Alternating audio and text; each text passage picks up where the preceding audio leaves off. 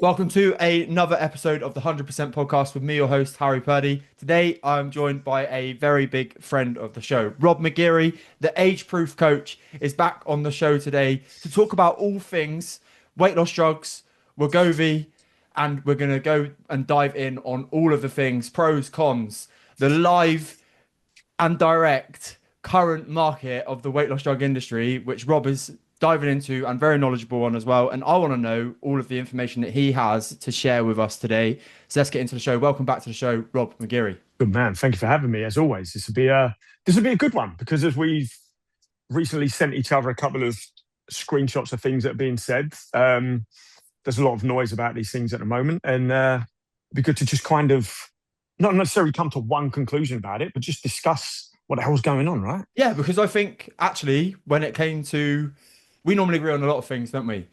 But when we had our first conversation, there was like a little bit of Yeah. an imbalance or a difference of Mm. opinion. So my first question is a talking point. Why has weight loss drugs gone from the world's worst secret to now every man and their dog knowing about them? So it's easy viral content, really. If you think about it, what other medication is, and it is a medication. What other medication is spoken about at this level? I couldn't tell you the name of any cancer drug, like apart from diabetes and like we know insulin, but that's about it. Like what other medication in other realm has this level of media headlines, criticism about it, praise about it at the same time, and people kind of going, maybe this is something to consider, was because it now hits directly at that one thing no one wants to admit that they really want, but it's to be in better shape. It's literally the magic pill potion injection that we've wanted for so long. Like since way before social media even became a thing. People spoke about Fountain of Youth. People spoke about, well, I don't know the other names of other things, but there were like the Philosopher's people we Stone. held, Philosopher's Stone, we held in higher regard the people that were in shape. I don't see many statues to morbidly obese uh, kings and things like that around the world. Um, so it does kind of push at that emotional button of I'm overweight. I don't want to be overweight. Here's something that could help me with, and we'll talk about both sides here, without necessarily going to the gym, follow a strict diet, things they may or may not have tried before, which is why it then gets a ton of criticism as well. And Yeah. so now we've got arguments from both sides, just like politics, it's going to dominate the news. There's also, dare I say it, financial benefit to the media talking about it because they sell more articles. There's also financial benefit to influencers, celebrities, and the like promoting it because they may have, few shares in a medical company that provides these things now. And at the same time, people have their own methods. So those who are against it, I'm not saying there's anything wrong with being against them. Those people have their method that has worked for so long. But you've also then got to look at the two sides of the argument there. Are you then stuck in that dogma and just not looking at anything else that could potentially work? Or are you just so confident of your own thing working that why would anyone else try something different, right? So it's a lot of noise because there's a lot to talk about, a hell of a Yeah, lot to man. talk about. I think as well, there's clearly, whether it's conscious or unconscious bias from me, right? Because I was 23 stone and I've Mm, proven what you can do with a change of habit, routine, continually mm, dialing in on one goal, right? And those people who know my story well, and if you're new to the show, you may not know my story well. My weight loss didn't just happen in like a 9 month, 12-month period. My physical change has happened constantly, maybe with some plateaus for 9 years straight. And I'm continually not trying to, not necessarily focusing on body shape and structure and aesthetics. I had one phase of that in that mm. whole period. Obviously, it's all been always the early part was about weight loss, but in that journey, there's so much else that you can learn and gain from just taking your health a little bit more seriously. And I think from somebody that's learnt the benefits of gaining those habits, learning a little bit about how the body works, getting the qualifications obviously to now help other people do the same thing. I just feel that people are missing out on such a big thing that they can achieve in their life by literally going from stage A, putting in the form, getting the drugs, job done. And I think what that does make it sound quite simple. Moving on to the next point is that I don't think it is as simple sometimes as what people think and how it comes across in the before and after photos online. Massively so. There is no such thing as a free lunch. So if all you know about these injections is you're almost guaranteed to lose weight, or that's a misnomer and a misunderstanding straight away. You're not guaranteed to do anything with any method. So just like with any diet, with any exercise program, with any financial savings or business program, with any coaching philosophy for your mindset or how to build the strongest family or whatever, there's never one way to do it. There's no one way that is guaranteed to get you from stage A to stage B with no issues along the way. That does not exist. But this thing allows you to do, and we'll get much, much deeper into it, is just get that head start that you probably need, that you've not had before. And that doesn't mean that you've never tried before. I'm talking to the people who have never tried before, but people who've tried and it just hasn't worked. Now something's come along that could just nudge you over that first hurdle. And as you will attest to, okay, so it took you said 9 years or 9 months? Sorry. No, so obviously I lost a lot of weight quickly, right? I went from probably 135 to I lost 30 kilograms in 18 months. Amazing. Then from there, the journey is like continually trended to me being a healthier person, like mentally and physically. And like I say, I just feel that people would miss that. One thing that's on my mind at the minute, Rob, is that there's a lot of new coaches that genuinely do use their six pack as their business card. Like comments, and I've seen like comments and things like, yes, it's hard to stay lean 12 months in a year, but it's better than being unhappy.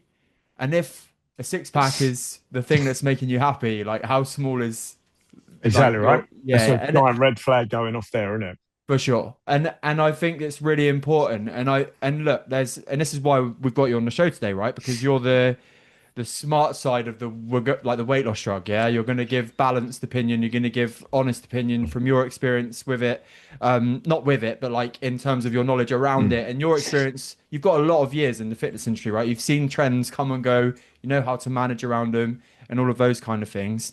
And then my side of things as well, which is like brain first, body comes second. And I don't know whether the weight loss drug gives you the opportunity to focus on what's the reason behind why you want to lose this weight in the first place. Because losing weight solely won't make you confident as such, will it? No, not at all. And it's the end aesthetic goal. Well, what you can do in life when you get there. Okay, so for some people, just maintaining that six pack all year round. Okay, cool. That's what you want to do. That's what keeps you motivated, keeps you happy. Fantastic. But does that genuinely keep you happy? For other people, it's the energy to play with their kids. It's the absence of illness and disease that they previously had. It's knowing that they're going to live longer, increasing their lifespan. It's libido going up. It's hormones being optimized. It's less illness, so less time off work. Therefore, you're making more money. There's so many benefits to losing weight. So the aesthetic goal should be seen as the challenge to attain to. So if you want to get to photo shoot condition with six pack out, with as many veins on display as you can, I'm not knocking it at all because I've done it myself. If that's what you want to get to, fantastic. But that end goal there, that is not the rest of your life. That's just one piece of the puzzle with you trying to figure out what makes you happy. So, okay, if that's the thing you really want to do, set yourself that challenge. I challenge most people to try that. If you're on the journey of getting lean, why don't you take on the challenge of getting to a photo shoot condition, of getting to sub 12%, even sub 10%? Like, I'm not saying there's anything wrong with you and I should think less of you if you don't want to attain to that. It's absolutely fine. But for hormonal health, for increasing your lifespan, for better metabolic health. I'm so sorry. I'm only this far down in my coffee. I'm going to mispronounce all sorts of words today. And we've got some long words to pronounce. For better metabolic health as well, there is a body fat zone that you should be sitting in. So, okay, if health is more of the goal, you're going to see some aesthetic benefit there as well. So now you've got to figure out, okay, the goal is no longer a circle. It's like a jagged line going up and down. It's peaks and troughs because there's so many different things that you can do, and you should focus on as many different things as possible as you tick off one after the other. Because if you just hit that one thing and then stay still, well, you've either got to do the same thing for the rest of your life because Everything goes backwards if you stop doing it. Or you're not going to have any motivation to do other types of goals. You can end up a little bit lost, a little bit depressed potentially. So it's if you've got that one aesthetic goal, fantastic. But what else do you want to try? What else could losing weight allow you to do with your life? So you were running. You tried running at first, right? Yeah, yeah. And that aided your football. Well, I'm pretty sure losing weight aided your football as well, right? Yeah, for sure. And then suddenly, okay, now you're in a training routine of building strength and building muscle. Well, that's going to have aided your running because you're less injuries now. That's going to have aided your football because you're probably faster and more athletic on the field. And then, okay, that's the physical things that you're seeing. But underneath, biologically, what's happening there? Your hormones getting better. You did hormone check, right? And everything was cool. Man. If you had done that hormone check 2 years ago, would everything have been cool? Probably not. Yeah, yeah. But now suddenly we've got so many benefits ticked off to losing weight. So the thing, going back to what we first said about why is there so much noise about this stuff, everyone kind of does have that innate desire to lose weight and be in better shape. And our industry and the media is guilty of this, is that we hold up six-pack ripped as the pinnacle of what everyone should achieve. Well, what do they do if people don't want that? They've instantly put off as, well, if that's the end goal, I don't want to get to there. Cool, that's one goal of the end piece of the puzzle. But there's so many other things that you could do. So suddenly, here's a tool that could help you do so, alongside many, many other tools as well. And again, there's more than one tool to get the job done. We can't just prescribe one thing and expect it to work for everyone, because that's how dogmatic approaches happen. And that's how you get people like argumentative vegans and argumentative carnivores and argumentative powerlifters and Eddie Aboos.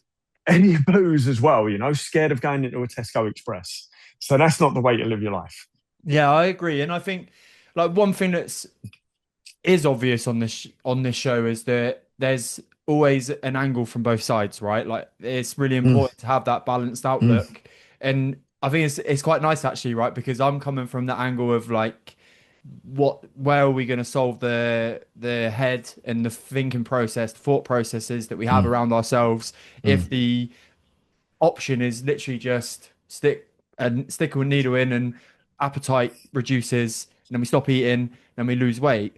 And I think as well that there's such a misconception, Rob, around not everybody, because people do have more insight into what it takes to get like even look a little bit muscular. There's this weight loss drug is not going to help with that, right? In some aspects, because your appetite is regulated and because it doesn't care, or your body doesn't care where it takes your weight from, we're losing muscle mass and like bone mass as well, or bone density as well, sorry.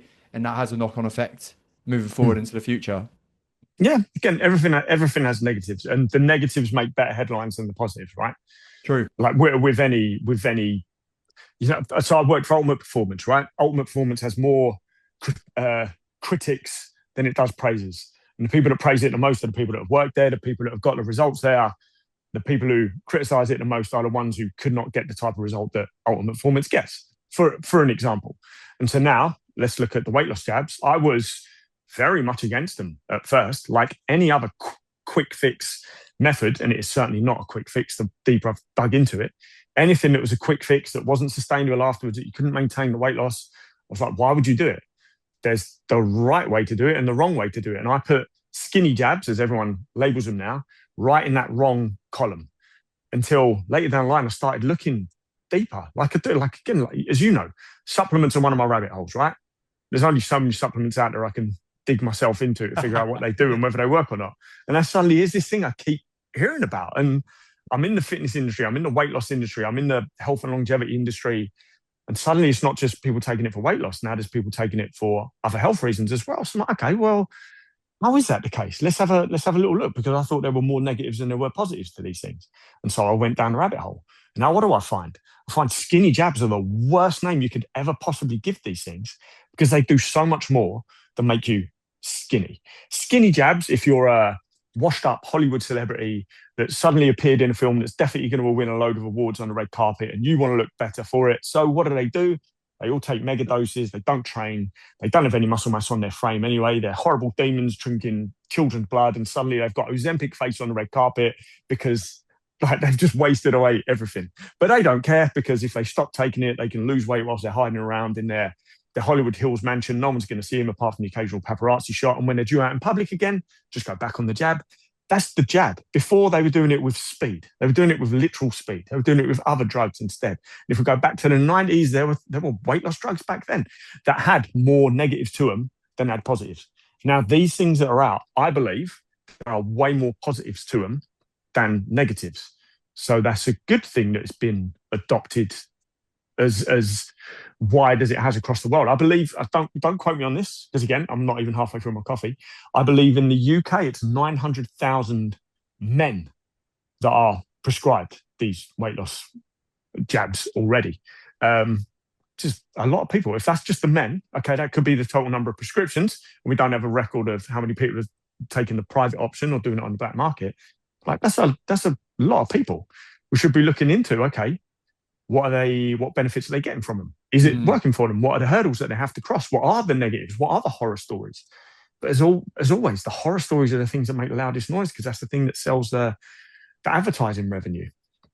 So I dug deep into it and went, whoa, okay, I'm human.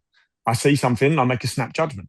I've been a PT for 17 years and I've seen people lose weight with everything but drugs. So why wouldn't I just automatically put it in the bad column? But now it's kind of gone from the bad column to the good column for me. And I don't see much of the industry following suit. I see a much more negative approach from the fitness industry than I do, well, any other industry, really. Even the medical industry is quite pro against it. And that's ones that are not making money from it either. So why is my industry still arguing against it more than they are trying to help the people that are on it? And this is not me. Let me first off say straight away, this is not a medical disclaimer at the top. I'm not saying you should take these things. I'm not saying that at all. I'm not going to give you any advice on the dosage that you should take or even the brand that you should opt for. I'm not going to give you any of that advice. But what I do now is I help people who are on them with the hurdles that they are going to face whilst taking these things. And I help people that are literally on the cusp of considering being on them. What else do they need to do in their life to make an improvement, regardless of whether they take these things or not? Yeah, that's my pro look now. People were putting the fear and scarcity kind of frame out there for coaches, like with the weight loss drug and AI come in, we're not going to be needed. But if somebody doesn't have the knowledge of nutrition to support their long-term health, doesn't have the knowledge of how to lift weights in the gym to achieve the body that they're thinking that this drug is going to achieve, don't have the knowledge to how to improve their sleep, if it's having an impact on that, all the anxiety, the stress that it may bring, and all of those effects that the weight loss drug can have on you, then there's still a place that's there for us to support. And I think that's where my head goes, well, like why would you do both? Because at some point you're going to need the knowledge on both sides at some time, right? And I guess I just have that like to and fro with you may as well just try and do the physical, like I guess it's like I've seen the phrase outsourcing responsibility, which is I mean, that's like very much in terms of like what my 100% thing about, right, is the one thing. If somebody was to say to me, what's the biggest advice you've ever been bitten? Is sorry, been bitten. The biggest advice you've ever been given is take responsibility on everything that you possibly can. Your mood, your shape, your fitness, how you think about others, your reaction to other people, all of these things. And I think in this era right now, we're in a zone where so much responsibility is given away. Like your attention, you're given the responsibility to big businesses to hold your attention for a long time. TikTok, Netflix, whatever it may be. Your responsibility for eating the right foods is diminishing because the cost of ultra processed foods is so cheap that you just go grab a meal deal, job done, and in a supermarket. And those kind of things just add into where potentially the weight loss drug could go, right? And I think that's an amazing, powerful phrase, outsourcing responsibility.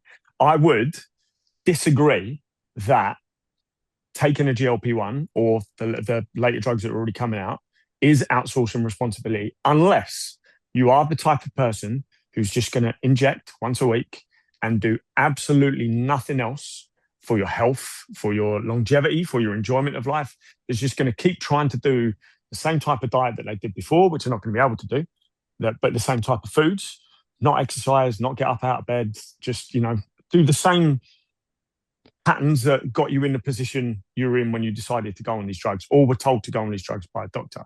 So the only outsourcing responsibility there is if you just leave everything up to the drug, you're soon going to learn that's not how it works. That's not how it works at all. And in case of putting all these other things in place to enhance your life and your quality of life and your enjoyment of it, why wouldn't you do these things alongside those drugs as well? It's important to think of them as a real temporary support then. Potentially, some people are going to be on them for life. That's how bad some people's bodies are. Some people are going to be on them for life. That doesn't mean that they're going to lose all their muscle, lose all their fat and everything like that. Some people are just going to be on them, a lower dose probably, just to either maintain, and we'll probably get to this, but oral GLPs, which are just about coming out in America, taking them in pill form, are going to be the game changer for long-term use of this medication. People that start on the orals, okay, may not see as great a result as the injections, but that may change over time. I reckon there's going to be a lot more experimentation with the orals than there are the injections. And I mean that coming from PTs as I do members of the general public, because I always thought the big thing, I'm sidetracking here, sorry, but I put them in the bad column because I was like you kind of said, outsourcing responsibility, right? And there's other ways of doing it. You don't need these things. But now my eyes have been open that some people do need these things. But in terms of, like, most people won't fill in their food diary every day. Most people won't get to the gym 3-4 times a day. Most people won't journal every day. So you're telling me those people who can't do those small, minute tasks on a daily basis and are going to be physically injecting into their body on the days that they're meant to do it? I don't see it happening. People forget, people get sidetracked, people get scared. So how's this going to work? But now all GLPs are coming out. So now that fear of the needle is taken away. And like I say, it's not going to be ease of access. Hopefully you're not going to see these things in Holland and Barrett, and make sure we make a note about talking about those sort of things that you may see in Holland and Barrett and other shops a little bit later in the podcast, as things to definitely avoid. But now it's a case of, well, I'm not outsourcing responsibility anymore. I'm taking something that's helping me increase my longevity, that is keeping my health at the level that it needs to be, or helping me push down to where it needs to be. We don't question any other drug that someone will need to take for the rest of their life. Okay, there's a lot of noise about statins at the moment, whether they actually work or not, because people are on those for pretty much the rest of their life. But we don't question a type 2 diabetic for going on insulin at all. Like, it's kind of necessary. It doesn't mean they're on it for the rest of their life. If they can put the lifestyle changes in effect that can help reverse that type 2 diabetes, which can be reversed. Doesn't mean everyone's going to reverse it, but it can be reversed. We don't question that. Someone gets a headache, someone gets an injury. How many PTs do I know that are against these jabs that have also got injured and straight away gone on to BPC 157, a peptide that is meant to... I was so close to going on BP 157 because of my rotator cuff. Yeah. It was like, if the coach that I hadn't just, or the physio that I hadn't just used hadn't cracked it, I was going to be putting stuff in my shoulder, mate. Because I'm not being funny. I've contemplated the same for my back injuries. Yeah. But then now, again, is that outsourcing responsibility? Or if you just take the injection and do nothing else, how much is it really going to help you recover from your injury? Maybe a little bit, probably not a lot. But if you take the injection, whilst it allows you to do some of the rehab, some of the strengthening, etc., well, now you've taken something that's enhancing your chance of recovery. So let's put these GLP-1s in that category, shall we? Because technically made of the same stuff. It's a peptide. It's not a steroid hormone or anything that's synthetic. It's a peptide hormone. It's the same stuff. So now, why can't someone take that alongside the diet, the training, the activity, limiting stress, improving your sleep, etc., as a tool that's helping them enhance their chance of getting to where they need to be? Yeah, no, it's really interesting as well. And I think where the balance is here is clearly there are some absolutely unbelievable health benefits from taking weight loss drugs if you are severely obese, you've got type 2 diabetes, you're on the risk of like poor heart conditions, and all of those kind of things, high blood pressure. amazing. It's going to really help you because like your body is going to perform better and feel better if you have less mass to you, right? Where I think we need to be careful not promoting it, as you said, like making sure that we're not like Mm. saying please Yeah. take it, is that it won't do anything for how you think about yourself or how you are. And I think that's where maybe my conscious bias comes in, because I know that when I lost weight naturally, I still had my mental health breakdowns and stuff after I'd lost a big amount Mm. of weight, you know? So really important to know that, yeah, like can be used as a tool. You may be on it for life, as Rob says. Like it's kind of opened my eyes a little bit to that, to be honest. Just that, because yeah, maybe somebody does need it. Maybe they are like they have some kind of thought process or like eating disorder that they just need it to regulate that hormone Mm. forever. But where I think people need to just be so mindful and aware, and again, like 90% of people probably are. They know that there's going to be another battle that they're going to have to go through, or another challenge that they're going to have to go through to feel as good as they want to feel. But it's only going to do one side of that coin. Yeah, exactly. And there's nothing wrong with that if someone does have to be on these things for life. There's absolutely nothing wrong with that. Again, the industry that's making these things has now just made it a hell of a lot easier by the chance of oral GLP-1s coming out, because someone's not going to have to inject themselves for the rest of their life, which seems, like a pretty sweet deal if you ask me. But it's again like any other medication, you would take it to help fix the problem, but you also need to do the things in your life, in your own being, that will fix the problem anyway, because then you get the best Yeah, of both worlds. And if the time comes where you do have to come off these things, then you've already got the habits in place, you've already got the lifestyle in place, you've got a greater chance of continuing your journey or not going backwards, which is what a lot of the noise is at the moment. The last couple of weeks, all the headlines have been you regain the weight 4 times faster if you come off of Mcgeary or Ozempic. Okay, but let's look at why that is the case. Let's dig deeper into that. Is it just a case of the drug's making you lose weight and it's amazing, it's incredible, you take away the drug, you're going to put all the weight back on? Well, that's Occam's razor. The simplest explanation is probably the right one. You yeah. stop doing the thing that got you here, you're going to start going backwards. Well, Sadly, yeah. go on. But no, I was just Mm. like, if you think about it from a like, how long's that time frame over? Because if you're doing Mm. it within 2 weeks, somebody's gonna regain like water weight. Like, at what point Yeah.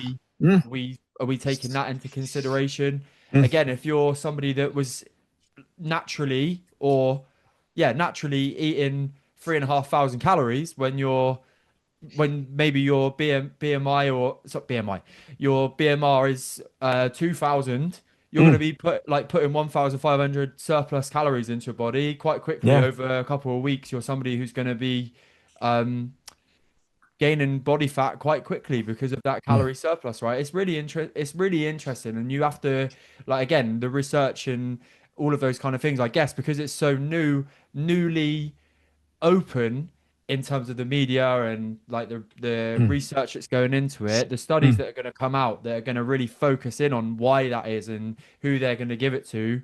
It's going to be really interesting. I also wonder whether there's going to be like a faux study done one day soon, whereby people are going to be told that they're given a weight loss drug, but it isn't actually a weight loss drug. So they sorry, finish that Yeah, point, but I know, yeah, go yeah. on, go for it, go. So they already exist. Those I believe it's called double blind placebo controlled Yeah, studies. So they're given the thing, but they have to have a group that are given the placebo, and I believe they have to have a group that's given nothing, yeah. right? Something along those lines. So it's And that, yeah, and they're told the symptoms of the drug, right? So your appetite is going to be cut by 33% or whatever it is. mm. You're going to feel this, and this, and this. Not, yeah, go on, carry on. I wonder Yeah, what but the, so a lot of those studies already exist. We have to remember these GLP-1s have been around for a lot longer than the last few years. Diabetics have been taking them for 20 years. So a lot of the noise right now, the negative noise about the effects of these things. Well, let's look at the people that have been taking them the longest. Are those rampant cases in that demographic? There's not. It's always the outliers that are the loudest ones, right? Or the people that have the most dramatic side effects from it. The studies that are around at the moment, yeah, same as other diets as well. There's There's ones that work better. There's ones that show no difference between the other. So in terms of calorie deficit and this low fat, high carb, or the opposite in terms of end result, there's very, very negligible difference there. So it doesn't really matter what way you go there. Yes, there's benefits in doing one or the other, of course, but in terms of general weight loss, neither. You can do either one, whichever suits your preferences, your lifestyle, etc. With some of these drugs, they're not just being studied for weight loss. Because if we know the effect of the drug is going to reduce, or one of the effects of the drug is going to reduce your appetite, then it's kind of a given that you will automatically end up in a calorie deficit. You will lose weight. That's not 100% guarantee. There are people that have put weight on after taking these medications, and there's multiple reasons for that. But the one that really stuck out to me was this study that was done with, it was semaglutide, so Ozempic. I don't know the exact dosage of them, but they were given this dosage, and they were in groups that had chronic kidney disease. Not just acute kidney disease, chronic, long-term. This thing isn't fixed, it could kill them. And they've got the group that are taking it, and they've got the placebo group. And the group that were taking it was seeing such great, rapid results of the reduction of the symptoms of their kidney disease and the reduction of their kidney disease. The study had to be stopped because it was considered unethical to keep giving the placebo group a placebo when this thing's actually working so well. When I first heard that study being done, that was a big reason for me to go, let me dive even deeper and see what these things are all about. So a lot of those studies do exist. I think the sad thing is that for something to go out on the market, whether that is private medical, whether that is prescription only, or whether that is just getting it online or a black market thing, things don't have to have gone through this rigorous double placebo controlled, etc. trials. There's so many things out there that have never done that. I believe, I could be wrong because of the guy that's sharing them. I haven't read into it yet, but that Athletic Greens supplement. Athletic Greens, I thought I'm never going to take that because it's just too expensive for me and I can get a lot of those ingredients for cheaper. And that Brian Johnson, that guy who thinks he's going to live forever by taking little fucking cookies or whatever, and then does mega doses of mushrooms.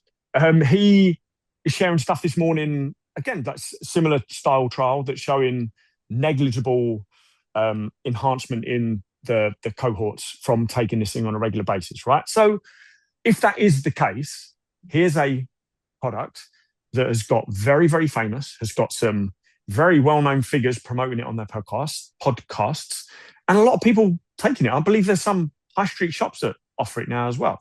I'm not saying there's anything wrong. AG1. I'm not saying there's anything wrong with taking that. It's just a bit too pricey for me. But suddenly there's a study coming along going, well, it's probably not really doing a lot. But it just goes to show any supplement out there is not the thing that's going to completely fix your life. You have to have so many other things in place, and you probably have to take a what's the word I'm looking for? Not a collection, but multiple supplements at once to fix certain issues, right? If you're trying to cover your bases or fill a deficit that you may have, a deficiency. So there's so many things that can get out there, and I'm certain there's probably drugs on the market that don't have this rigorous level of studies behind it.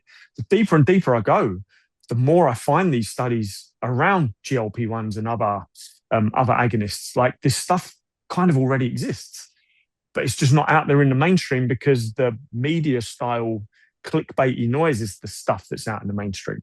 It's okay. We've seen recently studies released saying when you come off the drug, you regain the weight 4 times faster.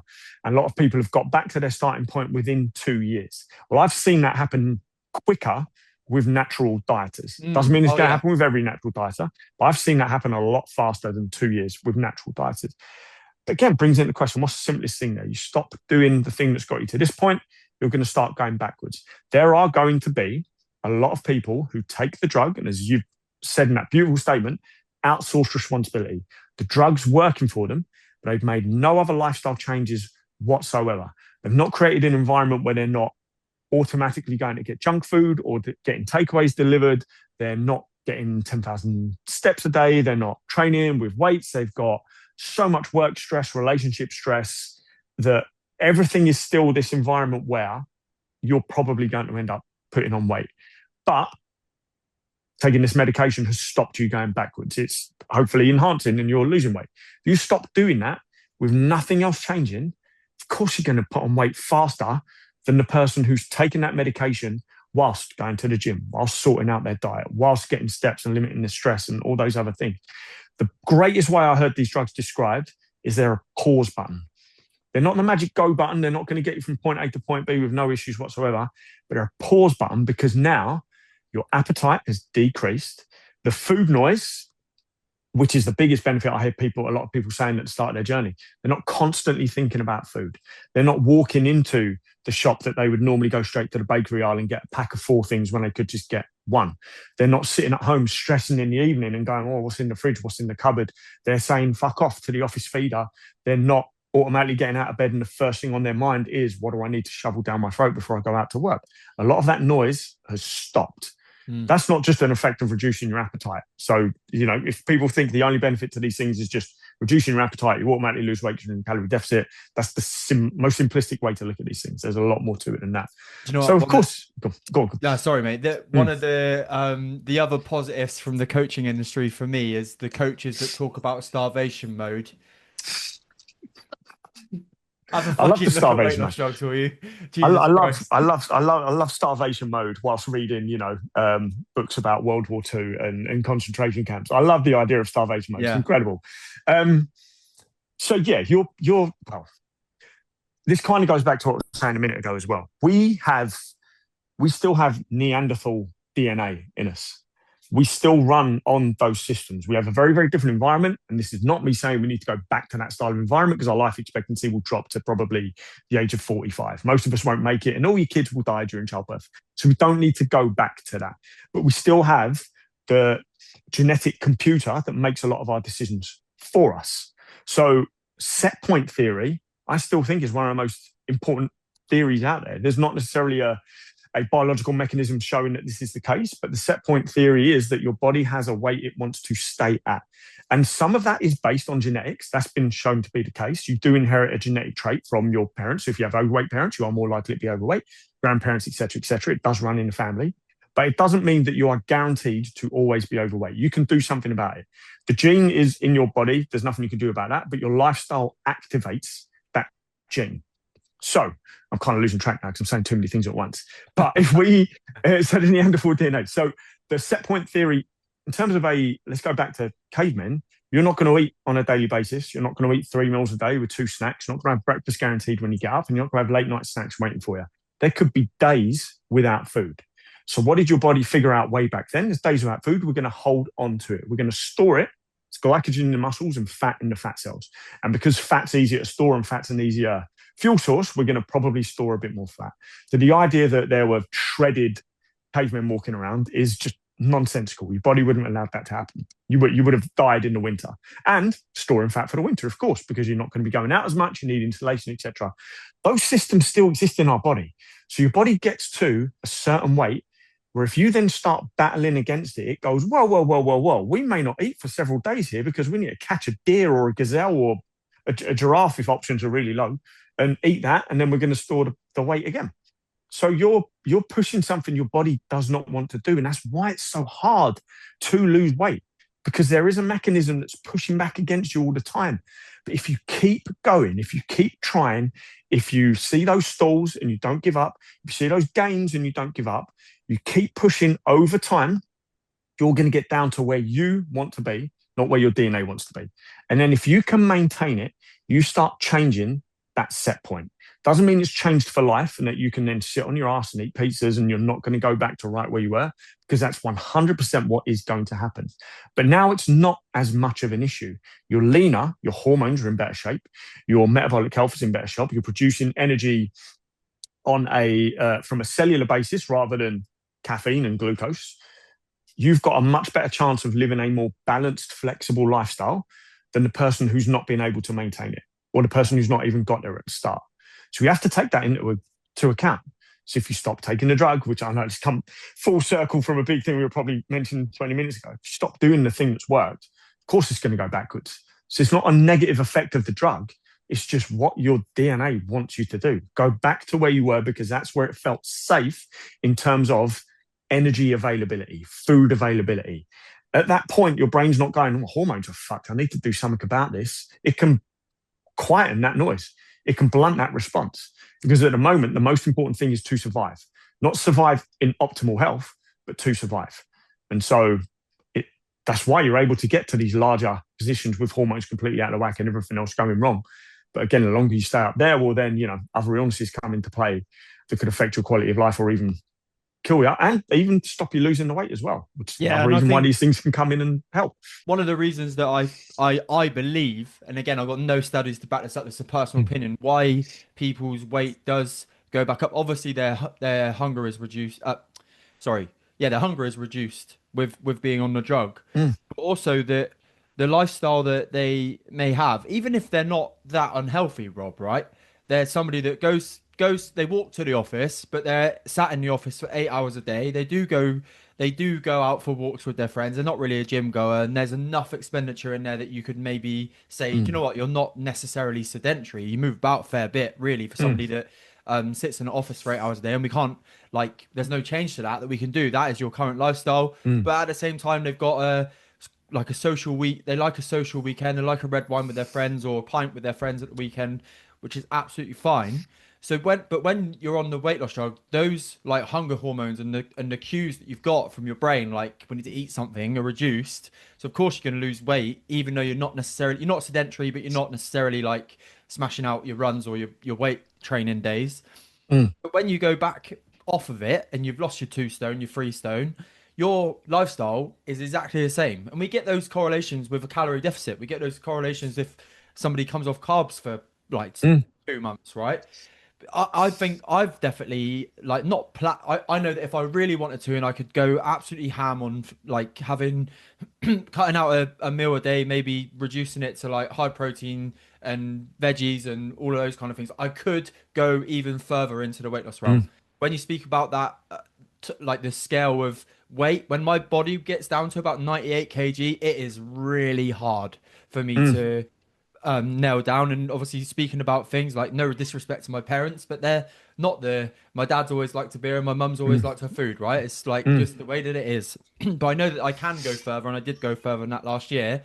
But Yeah. when I come away from that and like revert back to my normal lifestyle, eating out with the other half at the weekend, um, like food after football, I always want something that's like gonna refeed me and refuel me. Mm, But can't necessarily, if I'm like training for an event, I can't necessarily go too far into a calorie deficit because it will just fuck my energy up for my training. yeah.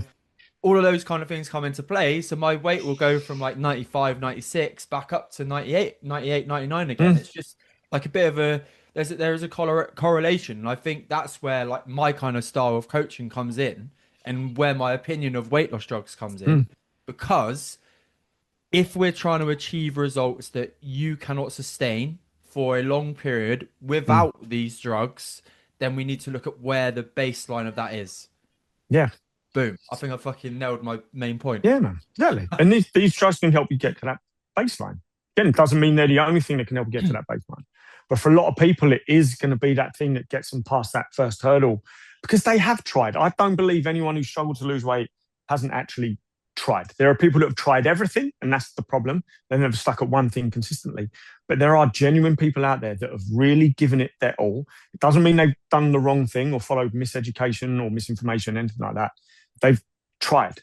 And their body, because of the state that it's got into from a hormonal metabolic perspective, is just not allowing them to flip that switch and start seeing the scale go down. Now, here's one thing that just goes under the hood a little bit deeper and flips another switch.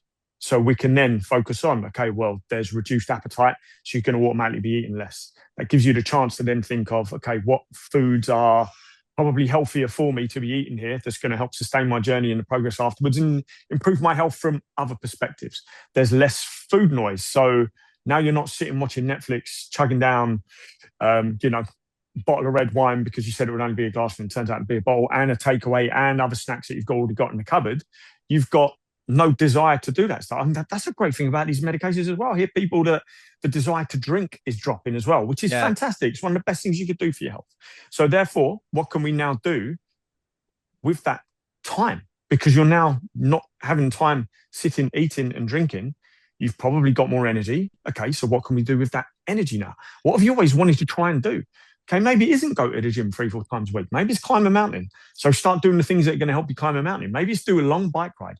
Maybe it's just play with your kids without getting knackered after 20 minutes and having to give them Penalty like an shootout iPad or with anything your, like that. innit? Penalty shootout. Maybe you're not the kid that's sat there, well, not the kid, but maybe you're not the geezer that sat on the bench on your Sunday football anymore because suddenly you're moving better in training. There's so many benefits too, not just his medications, but to losing weight and being in, I hate saying better shape, but being in a better shape. But that shape can't just be based on aesthetics only. It's got to be, what can you do with this extra energy you've got, with this better hormonal balance that you've got? Is it making you more productive at work? Is it making you less moody when you come home because you're not having a sugar crash from the 2 muffins that you chugged on the drive home? Or suddenly your relationship's going to improve. You can have a better sex life. You can have a better sex life anyway because your hormones improved. You probably notice your sex drive go up, probably lasting longer because from a cardio metabolic perspective, you're in better shape anyway, just from taking these things alone. Suddenly, more and more reasons for me to go, why wouldn't someone take these who needs to take them? Not just who wants to take them, but who needs to take them.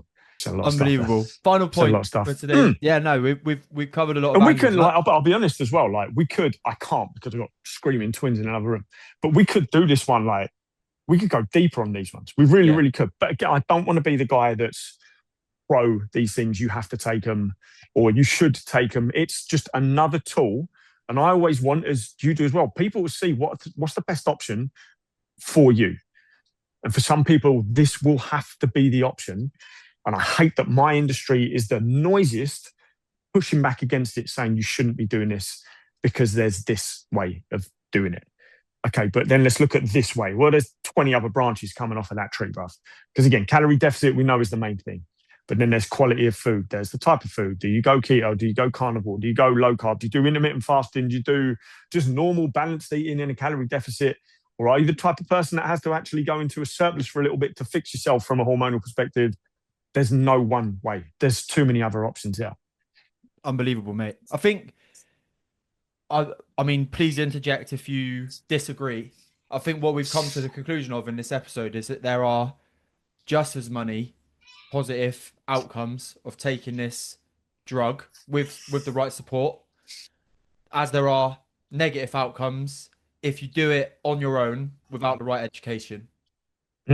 Absolutely. I think more so than any other medication, supplement, or anything that's been out that people can not just get prescribed, but can privately fund it or get it on the black market. I think these things are about to, and government regulation to change this, of course. I think these things are about to change the world. We'll see more people prescribe them. We will see a less obese and less overweight population, therefore a healthier population. And I think that could actually change the culture and the society that we live in. Because at the moment, it's geared the opposite direction to making people sick, overweight, and unhappy. And I think these things, whether you have the habits in place to support you on this anyway or not, I think these things are literally going to, over the next few years, change the world as we currently see it. I could be wrong, and I'm open to being wrong, but that's my opinion at the moment. George Orwell did not predict weight loss drugs.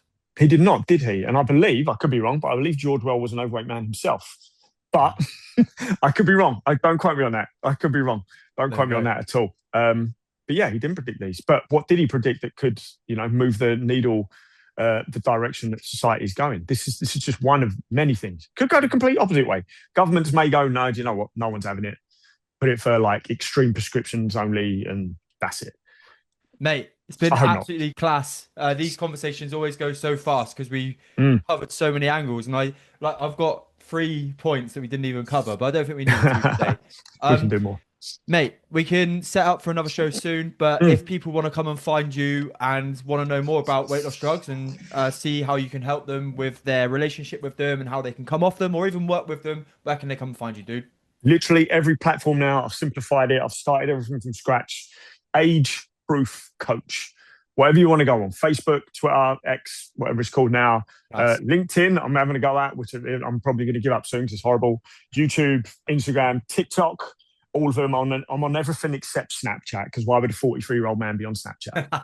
Amazing, mate. And you have a sponsorship at the moment. Give people yeah. If people want to follow me down that supplement rabbit hole, I've started working with an amazing company who use very high quality ingredients and have a lot of double-controlled studies behind their stuff as well, called Do Not Age. And if you go to donotage.org and you did want to just experiment with any of their stuff, put in the code AgeProof as one word, AgeProof, and you get a nice little 10% discount. So therefore, not only experimenting with something, it's going to cost you a little bit less as well. Is there, like, obviously you are a slight bit older than me, Rob. Is it aimed at all markets or a specific age group? Anyone who needs it. Anyone who Sweet. needs it. So even though it's called Do Not Age, okay, nothing's completely age proof. Nothing's going to stop you actually aging, unlike that Brian Johnson thinks. But your body needs the raw ingredients for optimal health. And that's what this company is providing. And of course, you can get them in other places. Of course, you can. I'm not saying you have to go to this one place. But if you did want to, why don't I help you out and give you a little discount? There you go, brother. Rob, been unbelievable to have you on the show as always. If you have liked this episode today, please go over to Apple Podcasts and Spotify, drop a like and subscribe to the show to not miss the future shows in the future. Didn't explain that very well. And if you're watching on YouTube, like, subscribe below. Goes a long way to helping the show. You'll see me soon. I've had a new tonic today, and my words are coming out fucking 5 times it's too the wrong quick. flavour. That's why. Yeah. If you have enjoyed today's show on YouTube, please like and subscribe below. This show is now not a weekly show, but if you like what you see here, you'll see me on the other channel every week. See you soon.